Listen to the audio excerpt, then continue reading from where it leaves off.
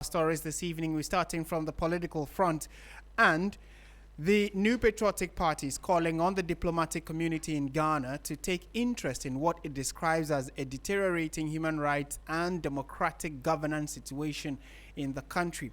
Presenting a petition to the Dean of the Diplomatic Corps in Ghana and Ambassador of the Kingdom of Morocco, Iman Ouadil, the party accused government of criminalizing dissent, weaponizing state institutions, and using security agencies to target opposition voices. There's more in this report. In its petition, the new Patriotic Party accused government of using state security agencies to intimidate political opponents and stifle dissent. The Ghanaian people are increasingly witnessing a deliberate and systematic weaponization of state institutions against political opponents, journalists, social media commentators, and dissenting voices. The emerging pattern of intimidation, arbitrary arrests, selective prosecutions, politically motivated detentions, and suppression of free speech bears disturbing resemblance to the dark and painful periods of Ghana's political history, commonly remembered as the culture of silence. The most disturbing feature of the present administration is the gradual resurrection of criminal libel and state-sponsored censorship. The NPP also raised concerns about what it calls selective justice and threats to judicial independence. The abuse of state security agencies for partisan political purpose has become deeply entrenched. National security operatives, National Investigation Bureau, IOCO, and the Ghana Police are increasingly being deployed against opposition figures in dramatic Rambo-style arrest, midnight raids, dawn invasion of private residences, and prolonged detention under onerous and punitive bail conditions. The selective and partisan application of the law has become impossible to ignore. But this is not the first time Ghanaian political actors have turned to the diplomatic community over domestic political concerns. Over the years, parties and civic groups have petitioned diplomats on issues ranging from post-election violence and voters registered disputes to press freedom and judicial independence.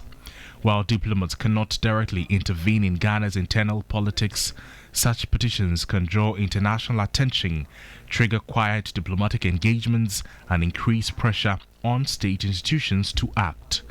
For Deputy Minority Chief Whip Jerry Ahmed Shaib, the MPP may be forced to react if its concerns are not addressed. When this goes on for more than necessary time, we are not going to sit down and watch. This government, headed by President John Dramani Mahama, does not understand that the criminal libel law was repealed. The party is therefore demanding action from the diplomatic community. Your Excellency, we need action. First of all, the first action is to release Abronyedis. Right, so that's a report put together by Noble Crosby and more or less giving us an idea of what transpired at the press conference and then the presentation of a petition to the Dean of the Diplomatic Community in Ghana. And we have on the line now Kamal Dean Abdulai, who is the Deputy National Communications Director of the New Patriotic Party. Mr. Abdulai, good evening. Thank you for your time. Good evening. Thank you for having me, Martin. Are you able to help us understand how widespread these concerns are? These concerns you raise about the criminalization of dissent by the current administration? Well, I think the entire issue speaks for itself. When we heard of the Obama's matter, we heard of this Fanti committee, we heard of Baba Mando, our communication officer in Inyani. We recently heard of what happened in Swedro, of course, involving one of our officers. And the recent one again, or the current one, I should say, the issue that has to do with Abronye, DC, and so on. Now, if you ask of the widespread of it, that's why I just give you a gist of people who have been called by with the reason that they had gone against some Section 208 of the Criminal and Offences Act, and they had also gone against a portion of the Electronic Act as well. What was their crime? The recent one, not too long ago, the one that had to do with this Red Rose saga, we heard that the person went to his Facebook wall or on his social media portal and wrote simply that Dumso was back. And that alone warrants an arrest. We think that when this should continue, or if this should continue, I think it is not going to augur well for a democracy we have nurtured for over 3 decades. And we're still on nurturing and harnessing. It is important we realize that, look, the Constitution of Ghana establishes and actually enshrines in it the fundamental human rights of every person, which includes free speech. Of course, it is not to say that free speech should be, if you like, go say anything at all, to also impugn on someone's integrity or someone's right as it were. But, of course, we all know how it's supposed to be handled should a person even go overboard. Why does the law treat such instances as misdemeanors? And misdemeanors, as we all know, even though yes, punishable by law, but the manner in which it is handled and treated, of course, the fundamental human rights of the person, including a bailable right, is actually held in high esteem. Now, in this case, what did we see in Advonya DC's matter? For a judge to say that a misdemeanor, which constitutes a speech made by him, supposed to be an affront to the law, that person ought to be refuse bail and then stay behind bars until the matter is determined by the court. With a greater respect, even though it's discretionary, and the judge has the discretion to issue that. But the law on the face of it is humane. And if the law on the face of it is humane as a result of fundamental human rights, it will be very appalling for a judge to say that because the law is in my bosom, I can use it to do anything at all. We think that it's not proper, and it is important we call on the diplomatic community to also understand and, of course, follow the happenings in our country. Because we all know that when we start with an individual and you do not care it, they say a stitch in time saves 9. If you do not care it, you never know who is going to touch. That is why our party or the rank and file of our party are up in arms against the security agencies and the way in manner they are invoking such laws and the way in manner they are, with a greater respect, somewhat in cahoots with the judiciary to bring down this particular free speech or fundamental right that we are all talking about, which is the free speech as it were. And from where you sit, these individuals who, in your estimation, may have said things contrary to law or done things which may fall foul of the law, are being politically persecuted not because they have done the wrong thing, but because they are politically affiliated. Is that the point you are making? Exactly so. Why? When the government minister in charge of, or the minister in charge of government communication, called on the GB to react to what the minority leader said, I asked the question, since when has he repented from his sins, he himself?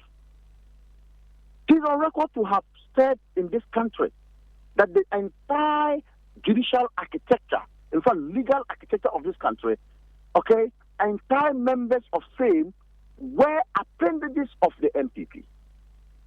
Wasn't that scandalous? Who came after him?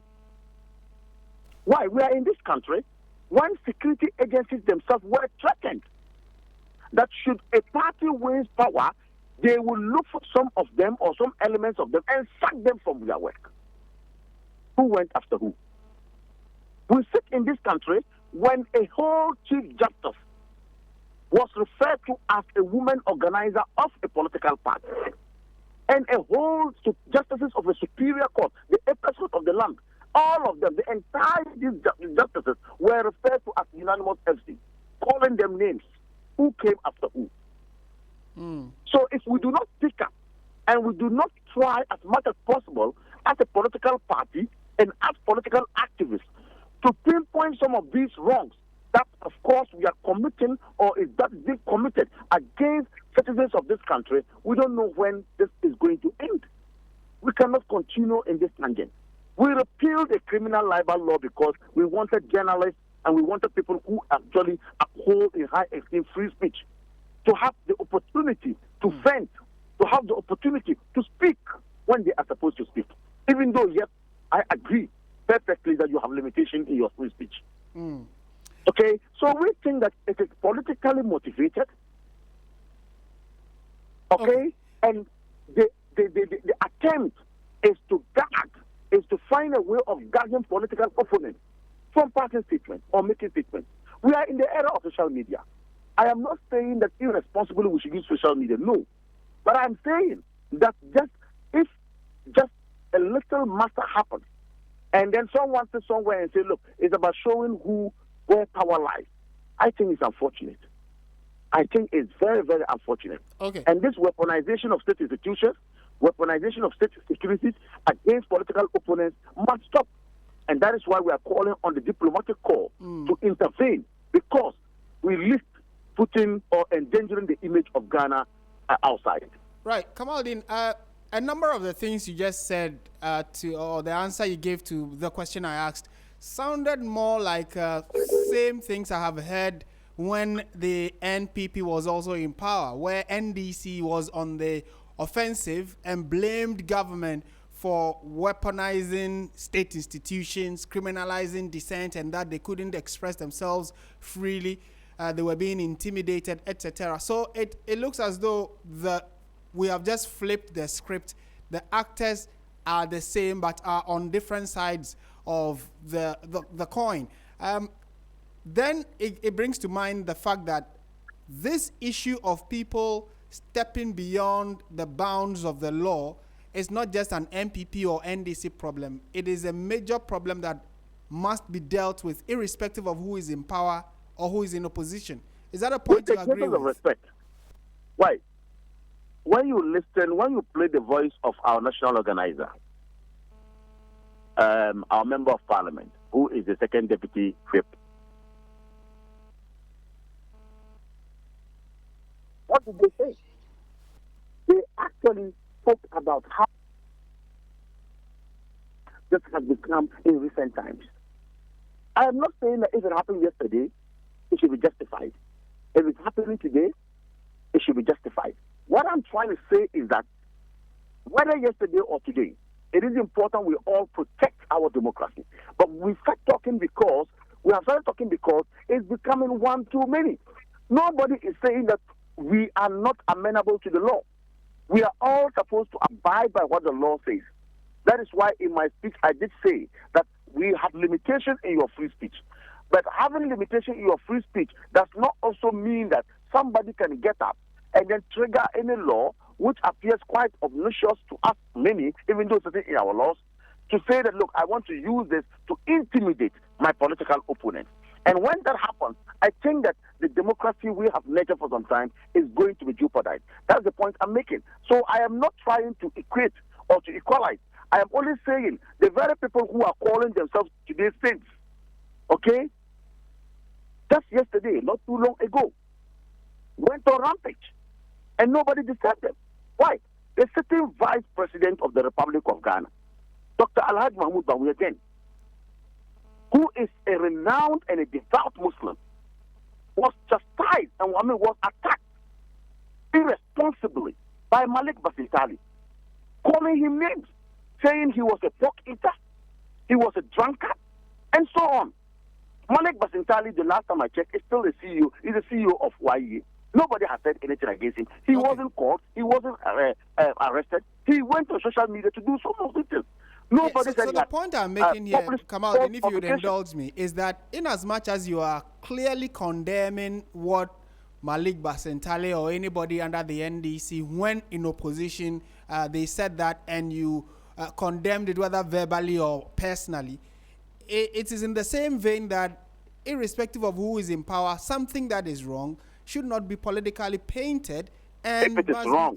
If it is wrong, nobody has said that you should not arrest whoever has done the wrong my thing. next question would be... What we are saying, Martin, what we are saying is that let justice be seen to have been delivered. Okay. How on earth can someone say that a misdemeanor committed and by someone who can easily be, arrested, who can be seen, who can be traced, who has a place of abode in this country and, in fact, in the capital, and the security agencies can invite him at any time, that person should actually be put behind bars until a matter is determined in court, for God's sake. How on earth can this happen? So we are saying justice must be seen to have been manifestly delivered or given. All right, and talking about justice, is it that the party does not trust the agencies of state to deal with some of these issues? Like you're indicating, they shouldn't be able to know these individuals and pick them up and allow the law to work.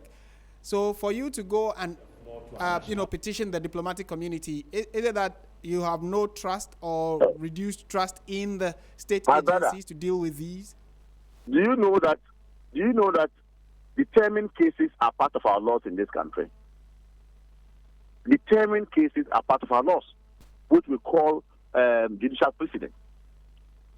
We have Martin Asiedu-Dartey, your namesake, going to court to argue that refusing bail in all offenses was an affront to the law. The Supreme Court agreed with him.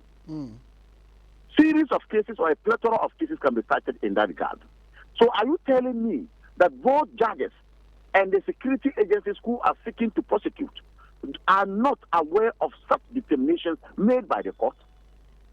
So on what grounds do we have to prosecute somebody, okay, when we know that the person can actually be presumed guilty, presumed innocent until proven guilty by our Constitution, when we then know that we have determined cases by the Supreme Court which says, of course, like I said, your discussion lies with the judge. Okay. But sometimes when you look at the reasoning behind it, with a degree of respect, we can critique some of these judges, even though we are not lawyers. Yes. You get what I mean? Yes. And when we allow this to happen, and it appears that somebody is hiding under authority just to let someone suffer, and we are quiet about it, tomorrow it could be somebody you never wish for the person to be attacked. All right, so kindly hold on for me. So our point is that let the right thing be done, and let the diplomatic community be aware of how people are using the law to persecute people instead of prosecuting people. All right. Kindly hold on for me. Let me bring in Dr. Rashid Tanko, Rashid Tanko Computer, who is the Deputy Director of Elections and IT for the NDC. You said you are bringing him with Dr. Rashid Tanko?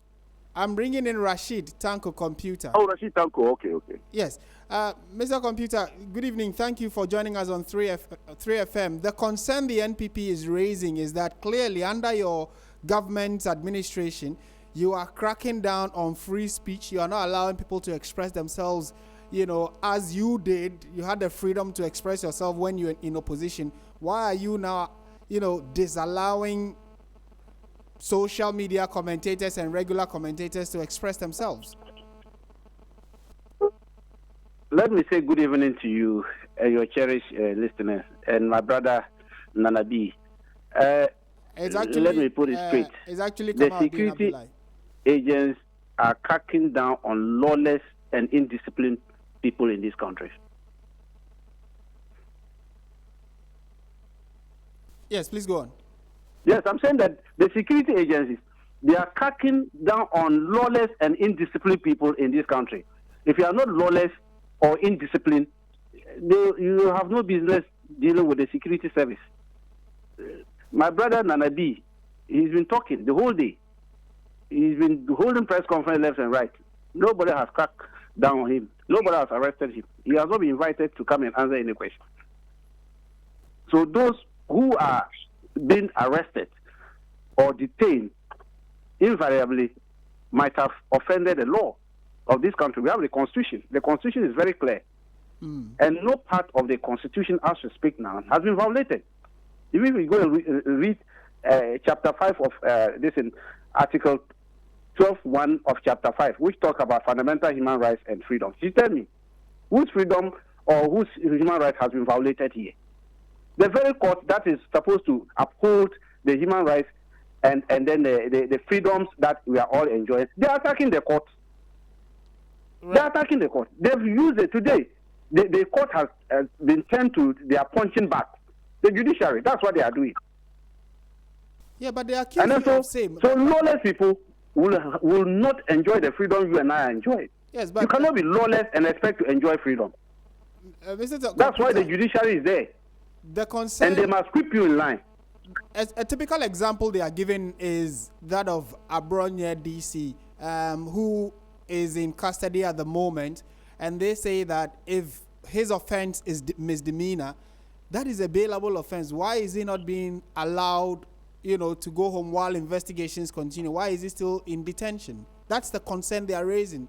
That it increases the concern of the fact that you are, or the government or the state authorities are not allowing people, irrespective of whatever misdemeanor offense or minor offenses they commit, they are not being allowed to be free in their own country. Well, my brother is a lawyer. He knows that when it comes to bail, there are certain conditions that you must meet before they can grant you bail. And he knows it is at the bosom of the judge who will decide whether to grant you the bail or not. It is not so much that because it's written in our books that misdemeanor is bailable, so therefore they must bail you. No, he knows it. I shouldn't be saying this. He should be educating you people about it. And it's very clear. Right. But is the NDC concerned in any way that when people, express themselves like the NPP is saying, they are being hounded? We've seen and recorded a number of arrests because people either wrote something on social media or said something, on a platform. Then immediately they are in the custody of the police for investigation. Is that a position you also share, that we seem to be recording a number of these kinds of activities? I am saying that we are building a democracy, a country that we want to be proud of, and a country that we want our generation yet unborn to come and enjoy the democracy we are enjoying. If we allow some few reckless people, because of their parochial interest, to disturb the democracy you and I are enjoying, what are we going to leave for? What legacy are we going to leave for our generation unborn? Of late, what are you seeing? People just sit behind laptops, behind their mobile phones, okay, and start writing gibberish as if they were read and not brought up by a proper family. Where's our culture?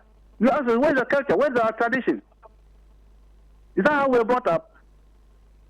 That you just look at a judge who's sitting down doing his job and you run down the judge, threatening him, saying all manner of things against the judge. Right. And you want us to clap hands for such a person?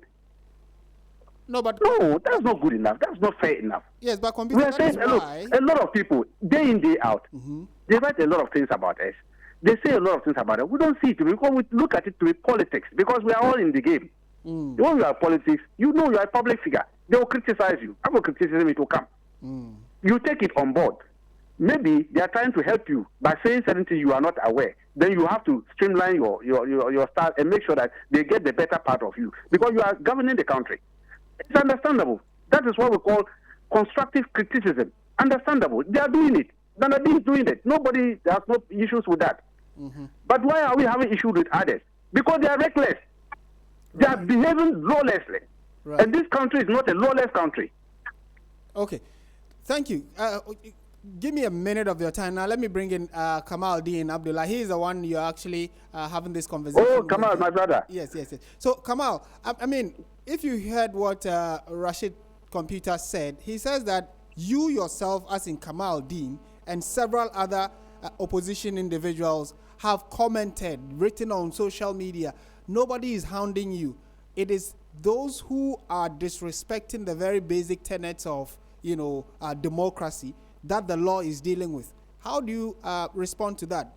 And case in point, this same Abronye, who has just rained insults on a judge, is in custody and is one of the reasons why we are having this conversation. And it is breaking the moral concept of our society. How do you respond to that? I think, first of all, my brother said that there's no law that has been breached with what is happening at the moment. And he cited the Constitution and looked at Chapter 5 of it, specifically Article 12. You see, the same Constitution says that every single person's dignity must be held in high esteem. Article 15 is clear on that. The same Constitution says that we should not be discriminatory and that every single person must not be discriminated against, irrespective of whatever the person or whoever the person is. Again, Article 17 of the Constitution clearly says that. And the same Constitution, Article 19, says, and I want my brother to understand here, that there's presumption of innocence until the person is proven guilty by a court of competent jurisdiction. So once you are arrested, once you are within the security agency's hands, and you are brought to court, in fact, the safest place one can find in this world or in this country is supposed to be the courts. One should not be afraid of going to court. But here's the case. You go to court, and then a judge will look at you in the face, put the Constitution aside, and cite George Orwell's book, Animal Farm, and tell you that we are not equal. And you think, as a good citizen of this country, you should not complain, you should not speak against a judgment, and allow that to fester, and you think we are not going to establish a banana or a kangaroo republic? That's the question. Okay. Two, presumption of innocence is there. And I mentioned it earlier, maybe if you wasn't listening, let me repeat it, that when you go to court and then you ask for bail, and the bail ought to be granted, yes, indeed, it's discretion. But then, the law does not mean that use it anyhow you want it. Article 296 of the Constitution, I want my brother to go and read it again, and look at how you have one ought to exercise an act of discretion. Why? Not too long ago, I heard a lawyer, a renowned lawyer, Samson Ladi Ayeni, who said that the usage of repressive laws, you may have laws there, but the usage of repressive laws is becoming one too many under this government, because they don't really have regard for the law and no regard for somebody's rights. Okay. When Samson Ladi said it, and I said, wow, this is what is happening in our country. And that is why the MPP things we must pick up. Nobody is saying we should go being lawless. My brother is not lawless. I am not lawless. But, of course, we can speak against some of these ills, because if we do allow that to happen, then we are weaponizing state institutions and weaponizing the judiciary. And if we are not careful, things will happen which will not augur well for all of us. So it is important as a political party and as actors in politics to speak up against some of these things. Okay. Just like we spoke up against them those days when the culture of silence was introduced. Well, under Rollins, we had the Constitution.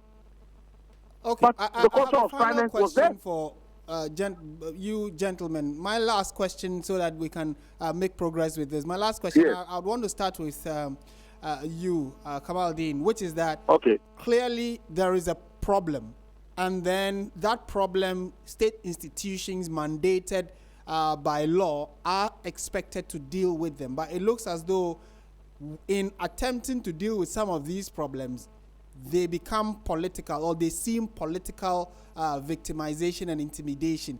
And I'm saying this, or I'm premising my question on the fact that, like I indicated earlier, it has happened under NDC, it happened under MPP, it's happening under NDC. So as a country, from your side, you have even gone ahead to petition the diplomatic community as to what exactly you want them to do.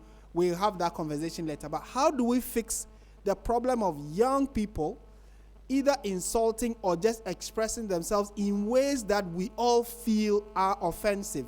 Because you don't have to be NDC or MPP when someone insults a judge or says something against either the president, a minister, that is insulting. You can tell. There's a difference between criticizing someone and insulting, but you have criticized. I'm not sure you've been hounded, but when someone does something which is untoward, the laws must deal with them. How do you advise that maybe Rashid Computer can advise government to ensure that people who express themselves freely are not dealt with, but then we deal with the problem at hand as well? You see, to do this, I think that in my view, first of all, we must all appear a bit civil in our delivery. That's one. Whether you are who and whoever, if you have to critique or criticize, you must criticize just like Rashid Computer said earlier on. You must be circumspect in whatever you do when you are delivering. So circumspection is important. Secondly, why? The usage of social media.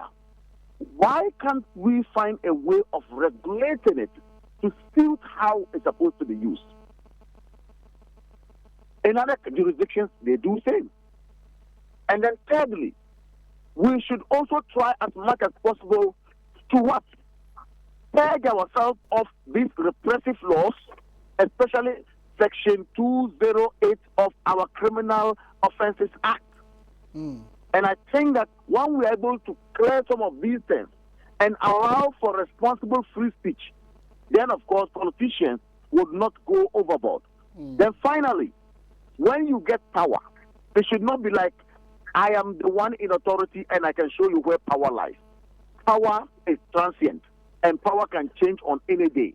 So it is about time we all understand that don't use power to vilify and use power to castigate or use power to actually try as much as possible to persecute your opponents.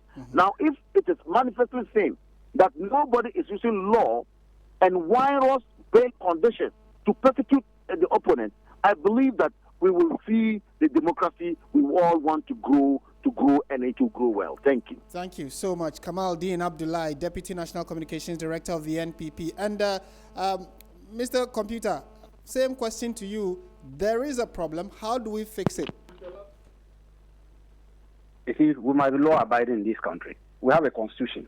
We all signed to the constitution. It's very clear as how to exercise our freedoms. You cannot hide behind political colors and want to use this article which talks of freedom of speech and other things and start maligning the judiciary, which is an arm of government. Attacking them and trying to malign them is tantamount to staging a coup d'etat in this country. Don't you know that you are a treasonable offense to attack any of these arms of government? What are they doing? If you run down the judiciary, which is the bulwark of our democracy, what have we done? We are destroying the democracy that we have. And just because of politics, people have now graduated from criticism. When their seniors are doing proper constructive criticism, they have rather graduated and now want to be known throughout the country as being reckless. That's what they want to be known. Why is it that people can't be civil? Oh, Kamal, he's a nice guy. I meet him a lot. We speak a lot on platforms. They bring out their views. We bring our views. Has anybody attacked him? Has anybody asked him to come and answer questions for what he has said and all that? Because he always makes sure that he coordinates his party policies. Right. But that is the problem we're having with some of the young guys who are coming up with them. And to some extent, some of their elders whom they need to sit down and whip online. Look, as a party, NDC, we have a mechanism of training our people and whipping them online. And that is why we have been very civil. And we are in fact, the best protectors of the democracy that we are enjoying now is the NDC. And we have to thank His Excellency John Dramani Mahama for keeping faith with the constitution and the democracy that we are enjoying. Right. Otherwise, if not because of that, these people, they just want to throw everything out of gear. And it's not good for us. Right. I thank you for the position you have also shared on this very concerning national issue. Rashid Tanko Computer, thank you so much for your time. He's Deputy Director of Elections and IT for the National Democratic Congress, and clearly tells you that both parties are concerned about how sometimes our politicking can get into the gutters, especially the younger ones who are also actively getting themselves involved in politics. There is the concern that they may not be learning the right things from the elders of either party. The concern about raining insults, using vitriolic words against people in authority or people in certain positions, be it the security services or political position. We all need to be circumspect in our criticism, because at the end, it is for the good of the country that we even have decided to practice a democracy. So if we are all in line or aligned to the practice of democracy, then the concerns about people breaking the law or falling short of expectations when it comes to public commentary or public criticism should also be dealt with decisively by the law. And the NPP is today crying foul. Some time ago, it was the NDC crying foul. Both parties actually then accept the fact that there is a bone of contention that we all need to deal with. The state institutions are the ones mandated to do that, and we all need to make progress regarding this particular concern. Let's bring in Dr. Jonathan Asiedu-Dartey, who is the Dean of the Political Science Department at the University of Cape Coast, and also the Director of the Africa Institute of Strategic Studies. Doc, good evening. Thank you for your time. Good evening, Martin. It appears you are adding that nomenclature to myself. Okay. Political analyst and an executive director of the African Institute of Strategic Studies. Right. Okay. First of all, what do you make of the petition by the New Patriotic Party? They are of the opinion that their commentators are being hounded by security agencies, and it is all being supervised by this government. They have actually petitioned the diplomatic corps, for which reason we thought that we should bring you in to share a thought or two on it. What are your thoughts on this? Martin, thank you very much. Let me say good evening to your listeners. Well, we can look at it as a political strategy of the NPP, as it were, to ensure that the team, the hands of the current government, doing things that, in their view, is against their members, and then construe it as a form of hounding. It is more of a political strategy. And I think that this is not the first time we are seeing something of that sort. But it is also quite unfortunate that based upon things of that nature, you will have Dr. Mahami construe that as a more or less democracy or free speech. I think that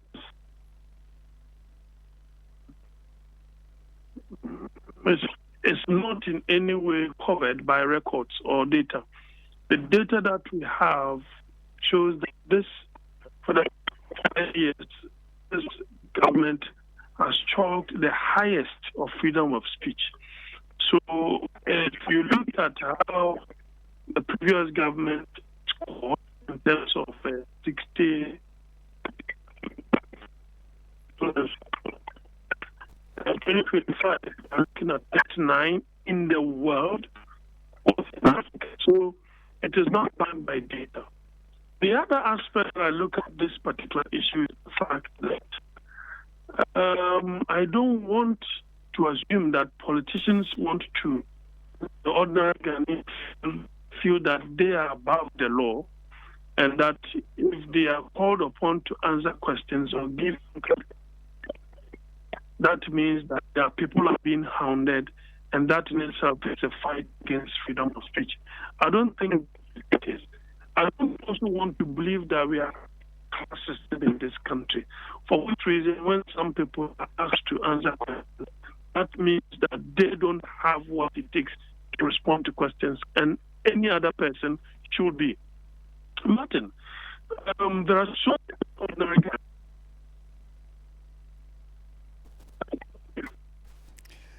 Mr. Asiedu-Dartey, it looks as though we are having a challenge with your line. We'll try and see if we can get a better communication, a better connection to the line there. But we thank you that you made time to speak to us on this very important national issue of public commentary and the freedom of speech, and which is guaranteed under the Constitution, and the fact that we all have if you have an opinion, share it, but share it and make sure that it is within the remit of the law, because everybody else is expressing themselves. but it is not everybody that is being picked up or invited by the security agencies for investigation. Do also send us a thought on this. What do you make of the fact that the NPP is raising these concerns? Send it to us in a comment section on the social media streams of Hotedition. Just look for us on Facebook and on YouTube. We'll be happy to hear your thoughts and read it to the rest of the world. This is 3FM. Stay with us. We'll be back with more stories, including the fact that the health authorities in the Ashanti region have expressed concern over a surge in hypertension cases and rising death. We will examine the growing crisis in a moment.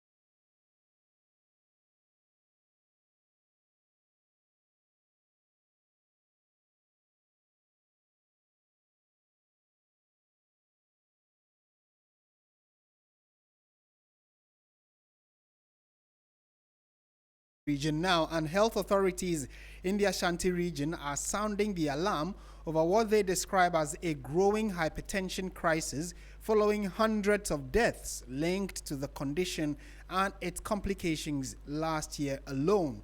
According to the Ghana Health Service, hypertension remains one of the leading causes of hospital visits in the region, with more than 138,000 cases recorded in 2025, a figure health officials say reflects the increasing burden of non-communicable diseases in the country. Regional Director of Health Services, Dr. Fred Adumakumbuating, says that many of the deaths associated with hypertension could have been avoided through early detection and healthier lifestyles. He warns that a significant number of people are living with the condition unknowingly, increasing their risk of stroke, heart disease, kidney failure, and sudden death. He has joined us on the line for a quick conversation regarding this health concern. Dr. Adumakumbuating, good evening. Thank you for your time. Good evening. These concerns of hypertension, so to the layman, how would you describe what hypertension is? We hear it in regular, everyday conversations, but what does it mean when you say hypertension? Basically, you know, the heart pumps blood, and it pumps blood through a network which we call the artery. And then the artery, then on the nature of the artery, then the blood, when the heart is pumping blood, it's easy for the heart to pump them. If the heart is having too much blood, then it will be working against a force. And this resistance can have various reasons and conditions. And so normally you have standard value. That's what we call the blood pressure, which is given by the heart, like the peripheral resistance. It's supposed to be less, the top is supposed to be less than 140, and the down is supposed to be.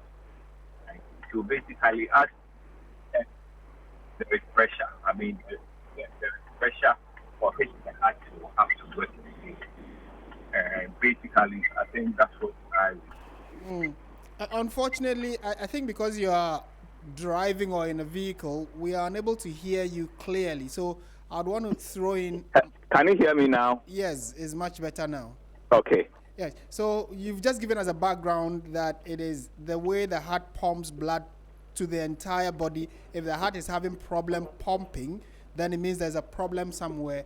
And basically, let's say you turn on a tap and the water is supposed to flow. Okay. So depending on maybe the pressure for which when you open the tap, the water will flow through. That connotes the kind of pressure maybe when you turn the tap, the water will flow against. It's supposed to be a normal, we're supposed to have a value. But as maybe the pipe itself, a lot of things will happen so that the volume or the hollow with which the water is supposed to flow, maybe the pipe, it can be either a plastic or a metal. If it's reduced in size, when it's also maybe very stiff, it's not malleable, then it will give rise to what we call, the heart will have to pump more, and basically that will lead to hypertension. Right. Okay, so I think I want to, have been able to communicate with the explanation is quite clear. But there is a concern here that in the Ashanti region, the cases of hypertension seem to be increasing. Briefly, what are the causing agents of the increase in hypertension cases? Okay. So hypertension basically is a silent condition. And as we term it, it's a silent killer. And the reason why we term it as a silent killer is that people who are going around seemingly looking normal but have hypertension will not show any signs and symptoms. So people will be going up about their business, coming to work, but they will have that elevated or increased blood pressure. But that is hypertension, they will not know.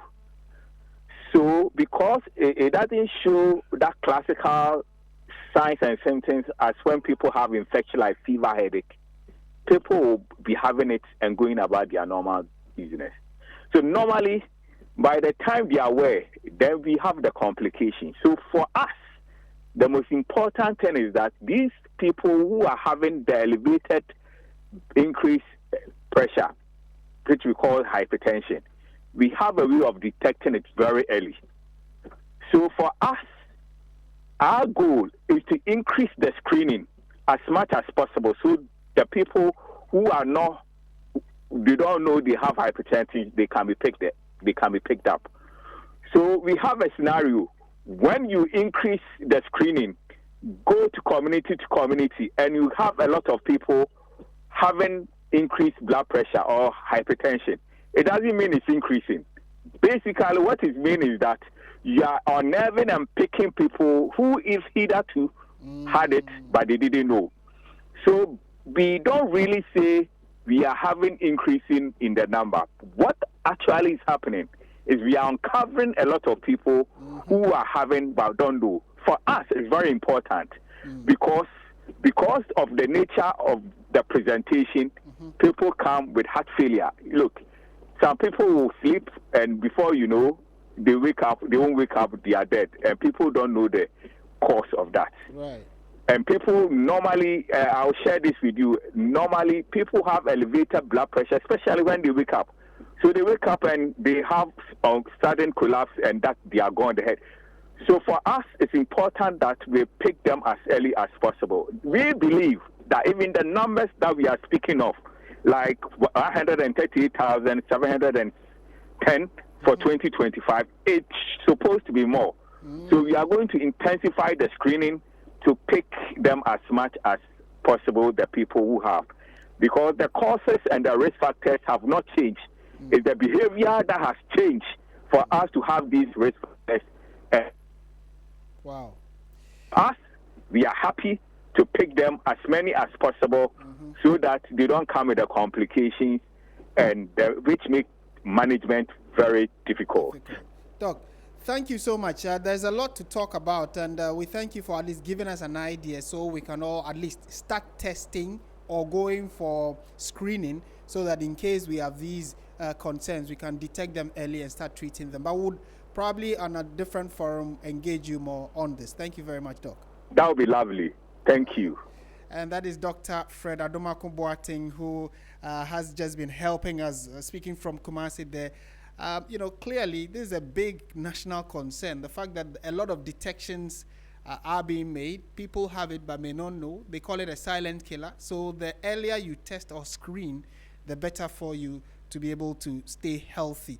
The concern we were discussing a moment ago is issues of hypertension. Test. If you are hyper, then you quickly have to start, going down the route of making sure that you do not have any complications on this. Dr. Adomakum Boating is the Regional Director of Health Services in the Ashanti region. And before we go, though, the Nayiri, His Royal Majesty Tidungna na Bahugo Mahami Abdulai Sheriga has called on government to ensure equal protection for all citizens in the Bawku enclave. According to the Nairi, government is no longer acting as a neutral mediator in the Bawku dispute. Let's listen to Nairi, who's been speaking on this matter.